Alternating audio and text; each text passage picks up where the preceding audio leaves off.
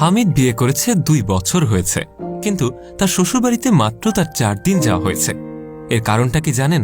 হামিদ একজন গরিব মানুষ, আর তার শ্বশুরবাড়িতে নিয়ে যাওয়ার মতো তার কিছুই নেই। আর তার শ্বশুরবাড়িতে কিছু নিয়ে যেতে পারে না বলেই তার শ্বশুর শাশুড়ি তাকে দেখতেও পারে না। কারণ তাদের অন্য মেয়েদের জামাই তাদের জন্য শ্বশুরবাড়িতে আসার সময় শাড়ি, লুঙ্গি আরও কত ধরনের খাবার নিয়ে আসে, আর এদিকে হামিদ তাদের জন্য কিছুই নিয়ে যেতে পারে না। আর সে কারণেই সে তার শ্বশুরবাড়িতে গেলে তার শ্বশুর শাশুড়ি তার সাথে ভালো করে কথাও বলে না। তাদের এমন আচরণে হামিদ অনেক অপমান বোধ করে, তাই তার বউ অনেক জোরাজোরি করেও তার বাবার বাড়িতে হামিদকে নিয়ে যেতেই পারে না। হামিদ তার বউকে বলে, শোনো, আমি গরিব হতে পারি, কিন্তু কারো অপমান আমি সহ্য করতে পারবো না।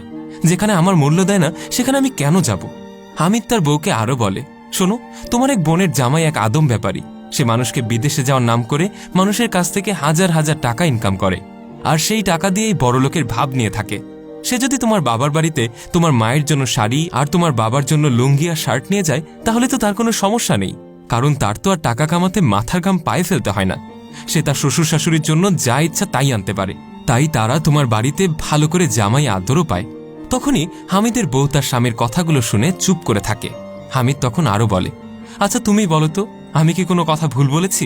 তোমার যে ছোট বোনের জামাই, সে কি করে? হামিদের বউ উত্তর দেয়, সে কিছুই করে না। হামিদ তখন আবার বলে, শোনো, তুমি আমার কাছে না বলতে চাইলেও আমি কিন্তু জানি তোমার ছোট বোনের জামাই কি করে। ও নাকি 3-4 বার বড় ধরনের চুরিতে ধরা পড়েছে। এই তো গতবার ঈদে যখন তোমাদের বাড়িতে গেলাম, তখন তোমার ছোট বোনের জামাই কি করলো? তোমার মায়ের জন্য সোনার কানের দুল নিয়ে আসলো, আর তোমার বাবার জন্য দামি একটা হাত ঘড়ি।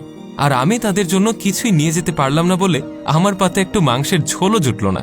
আর তোমার ছোট বোনের জামাইয়ের পাতে মাংসের তরকারি দেখেও তাকে আরও তরকারি দিচ্ছে তোমার মা। সেদিন আমার কপালে তো একটু মাংসের ঝোলও মিলল না। কেন, তুমি কি তা জানো?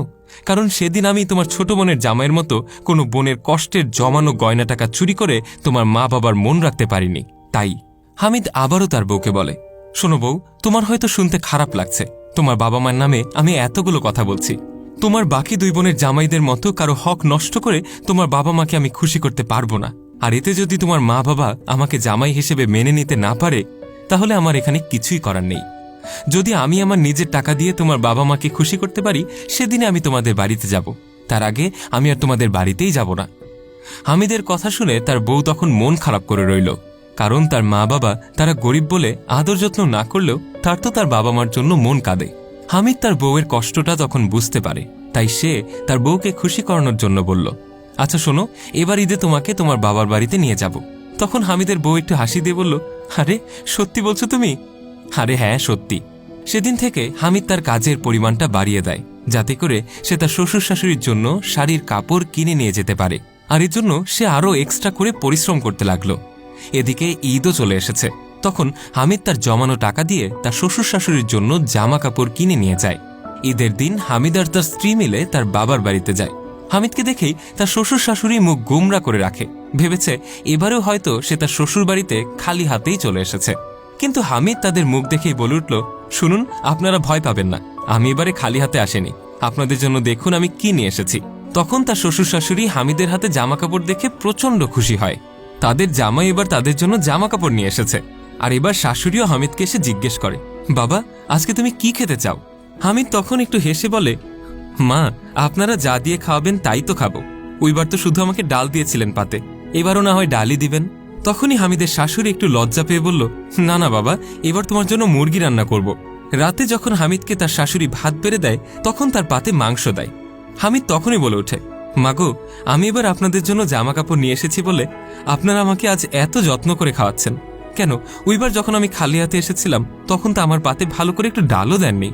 আর আজ যখন আপনাদের জন্য জামা কাপড় নিয়ে আসলাম, তখনই আমার আদরটা বেড়ে গেল, তাই না? আরে আজকে আপনাদেরকে একটা কথা বলতে চাই। সব জামাইদেরই মন চায় তাদের শ্বশুর শাশুড়িকে কিছু দেওয়ার, কিন্তু তাদেরও তো দেওয়ার মতো সামর্থ্য থাকতে হবে।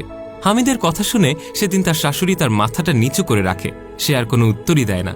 আসলে সবসময় মানুষের ভালোবাসা তাদের টাকা পয়সা দিয়ে বিচার করা যায় না। আমি আর আপনার মেয়ে আপনাদেরকে অনেক ভালোবাসি, যার কারণেই আপনাদের এত অপমানের পরেও আমরা এই বাড়িতে আসি, শুধু এটা দেখতে যে আপনারা কেমন আছেন। তাই বাবা, মা, আপনারা প্লিজ আমাদের ভুল বুঝবেন না। ভিডিওটি ভালো লেগে থাকলে লাইক, কমেন্ট এবং শেয়ার করতে ভুলবেন না। কমেন্ট বক্সে জানান আপনার মূল্যবান মতামত।